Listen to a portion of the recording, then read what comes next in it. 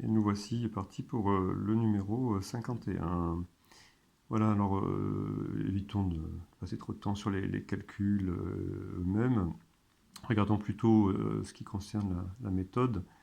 Vous aviez approuvé que le carré d'une matrice carrée d'ordre 2, A, est égal à 2A plus identité. Identité que j'ai notée grand I, et non pas I2 comme dans le texte, étant donné que ça fait assez de 2 qui se balade partout comme ça. Voilà, alors j'ai opté pour la méthode suivante, ce n'est pas la seule, hein. J'ai calculé explicitement, bien sûr, à partir des coefficients donnés. D'une part, ici, donc le carré de grand A, et vous trouvez ceci, et d'autre part, 2A plus identité, et on tombe sur la même matrice, et donc on conclut très rapidement qu'on a bien, hop, la relation attendue. Alors, quel lien avec les matrices inversibles? Écoutez, vraiment, tout est explicité dans l'énoncé, ça n'est presque dommage. J'y reviens, et faisons un petit commentaire d'ailleurs à ce propos. C'est vraiment un exercice d'application directe du cours. Sachez qu'on aurait pu vous demander, de façon plus ouverte et moins explicite, donc, de prouver que A était inversible et d'expliciter sa matrice inverse. Ici, on vous rappelle carrément, explicitement, la définition. En effet, vous retrouvez avec une relation à démontrer. Donc déjà, nous avons bien la matrice identité à droite ici, et vous voyez la matrice A qui est multipliée par une même autre matrice, par la droite et par la gauche. Et il faut prouver que ces deux produits sont égaux, et surtout égaux tous deux à la matrice identité. Alors j'ouvre une parenthèse. Parce que je vous rappelle que ce n'est pas superflu de bien faire les deux produits.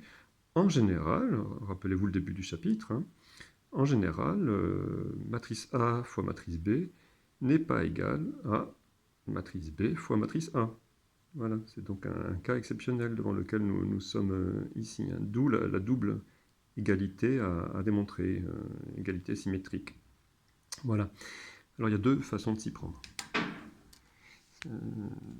Soit vous revenez au coefficient, mais c'est une méthode très très lourde, soit bien sûr optons pour l'exploitation de la relation démontrée précédemment.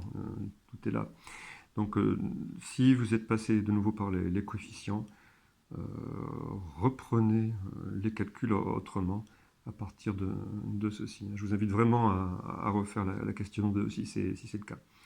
Voilà, donc je la recopie, A carré égale 2A plus I. Alors je vais m'occuper simplement d'une moitié de la démonstration, l'autre moitié qui est vraiment du même type. Je vous invite à me l'envoyer sur Pronote ou sur l'adresse académique que je vous ai déjà donnée pour voir si vous avez bien compris le processus. Voilà, donc je détaille donc pour celle-ci seulement. Par exemple, je vais d'abord donc transposer 2A à gauche. Pourquoi?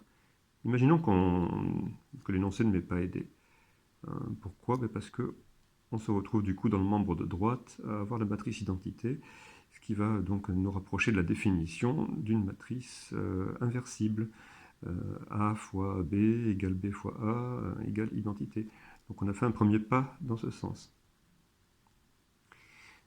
D'autre part ici, pour avoir A en facteur, on va faire, j'ai prononcé le mot à l'instant, on va faire une factorisation, c'est le même vocabulaire qu'avec des nombres réels. Pour bien comprendre ce qui se passe, on est avec des matrices, attention, hein. Je vais l'expliciter davantage que si on était avec des nombres réels, justement. Donc je vais expliciter le carré de A sous la forme définition A fois A.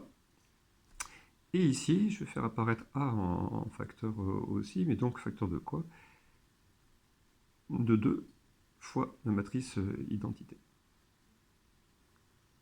Voilà, donc facteur commun A. Regardez bien, je l'ai mis à gauche. Ici, encore une fois, avec les matrices, l'ordre dans le produit, l'ordre des facteurs est important. Et donc, si je factorise par A, c'est à gauche. Donc, il me reste, entre parenthèses, fois A moins 2i.